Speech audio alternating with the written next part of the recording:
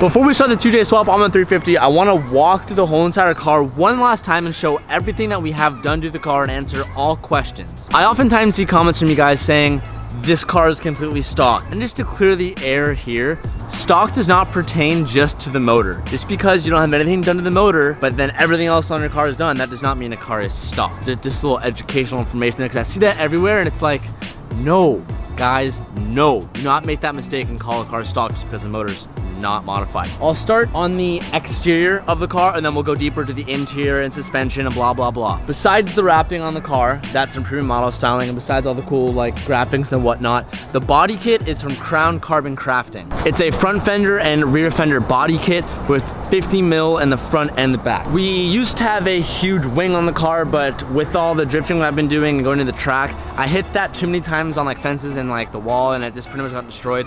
So we currently are not running that. We don't even have a rear bumper on the car. On the back, I have these cool little, I don't know what you would call these. They're not like pins, but they're like fancy pins.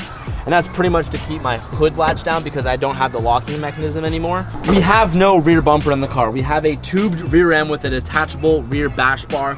This is awesome. All the cage work on this car was done by my good friend Kyle from KL Fab. You can check him out on Instagram here. So huge shout out to Kyle for doing all this work. It's beautiful and it runs fucking nice. We don't even have a rear bumper right now. I am planning to have one in the future once we do the swap and all that stuff done, but currently we've been running with this no rear bumper. So these headlights in the front were done by Flyride. They're actually stock 350 headlights that we had refinished on the inside, resurfaced, and have those cool LED bulbs with demonized. All that done was Flyride. Huge shout out to them. And also we added this like little strip, little eyeshadow thing, eyebrow, or whatever you want to call it. That was from Pomerado Rd. They did that design. And I've never seen this actual cutout design, so that was pretty cool. I believe that's it. Since we're in the front, we'll go ahead, pop the engine, and we'll show what we have underneath there. Engine wise, we pretty much have nothing done to it. And that was the intention the whole entire time. We have a air intake from Z1 Motorsports and a Stillen oil cooler. Other than that, there are no engine mods to this car. My reason for doing that was, while I was learning to slide and learning to do all that stuff, I wanted a motor that made good torque, made good power, which this does. I think it's around 300 horsepower. And I wanted it to be as reliable as possible. This is the Rev Up motor from 2006, so it's not the original DE and it's not the HR, it's the one right in the middle. I love this motor. I never had oil issues, never had anything wrong with it, so I might have had a lucky gem, but the most common issue you have with this motor is oil consumption and overheating and stuff. Mine actually was fine to this point, still runs good, so I don't know what I'm gonna do with that motor. I might sell it, I might keep it. I'm not sure, we'll find out when we get to that point. I'm gonna briefly go over the suspension mods of the car, and the car is on the lift, so I can't show you fully everything. We have coilovers from BC Racing, front and rear sways from Hotchkiss, some random little shortened end links in the rear. Most importantly, the PBM angle kit, which is fucking awesome. I love that. I think that's it. I don't even think we have some fat spacers in here too. This is probably the thing I get made fun of the most of this car. And to clear this up with the whole spacer issue, so in the rear we're running 50 mil spacers. In the front we're actually running 42. And these are PBM spacers. The ones in the back are random 50 mil like eBay spacers. The reason why I did 42 in the front is because that was the farthest I could stretch it before I started rubbing on the whole interior. And the reason why I'm running spacers as to different wheels is because I wanted it from the Ambit Flowform wheels. The reason why I'm running these instead of like proper fitting wheels is because when you're at the track and you suck like me, you hit things a lot. And wheels break a lot. So let's say I had, you know, crazy offset, super nice hot boy wheels when I'm sliding. That's gonna get really expensive really quick when I break them, bend them, crack them, whatever it may be. So the reason why I did the spacers is because I wanted to run a wheel that, one, my sponsor supplied, and two, is relatively on the cheaper side that have good performance. So that's why I ran with Ambit. That's why I stuck with these wheels the whole entire time. And as you can see, I bend them, I hit them, they still hold up just fine. You know, there's a lot of controversy on that subject, but a lot of people that are talking this big game about it actually don't ever go on the track and have experience with it. From my experience, actually having experience on the track, running all different sorts of wheels and breaking wheels and doing all that shit, this, in my opinion, is the best way to go because it's cheap. And when you break a wheel, yeah, it sucks, but it's like, it wasn't that much in the grand scheme of things. Before we go ahead and jump into the interior of the car, I do want to point out that for the hydro that we're running, we are running a dual caliper in the rear. So you can come down here. This was an ordeal when I was first making it. The calipers that we are running on the back, oddly enough, in 2006, Nissan decided to make a different oversized rotor in the rear from the 2003 to 2005 to 2008, 2007 and 8. I'm running a 2005 rotor in the rear, put my oversized 2006 caliper on, and then got a 2005 caliper and slapped that on. So this is a Frankenstein rear rotor, and it works, but this is actually smaller than the original 06 rotor.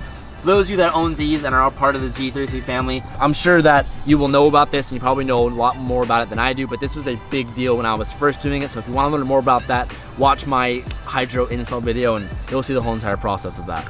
So the interior of the car is actually like my favorite spot of the car. So as you can see, we have a 6-point cage surrounding us. Again, all done by Kyle, so huge shout out to Kyle. But we have a crazy X design in the back, super stiff. That's one of actually my favorite mods of this car, that I didn't realize a cage did much more other than protection, but the amount of stiffness, I guess I'll say, that the chassis gained with the cage is unreal. And if you've never driven a true caged car before, when you do it, it will be quite an experience. So that's awesome. We even kept the interior front dash of the car, which is something, this is the only interior piece we kept in the car. The whole entire rear is stripped, the door jambs are stripped, the headliner is stripped. Oh, and we kept the carpet. We thought that was badass. We thought keeping the carpet would be cool. All my electronics still work. The AC still does work, actually. We still have the AC. We have Sparco Evo seats, which, oh my God, having like proper amazing seats is a huge plus. So I love the Sparco seats with Sparco strap. One controversial thing is I have 4 points, not 5-point harnesses. I'll probably be adding a 5th point when we compete next year, because I think you have to have a 5th-point harness. And that's actually gonna be easy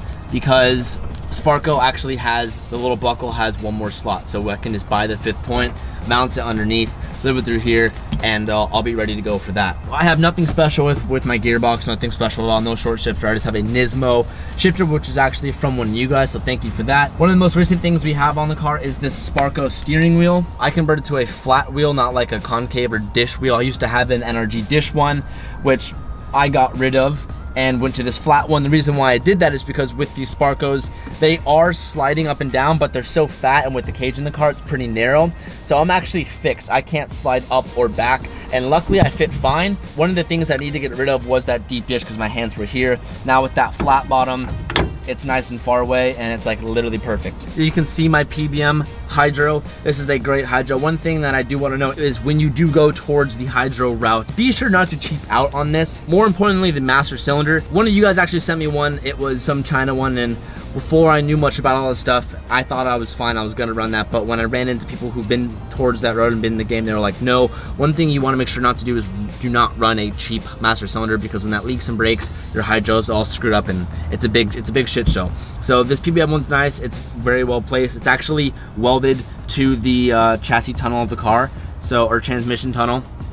So it's in there, it's nice and good. I have the reservoir just inside the dash somewhere. I used to have it up here, but we relocated it, and now it's like actually inside the dash.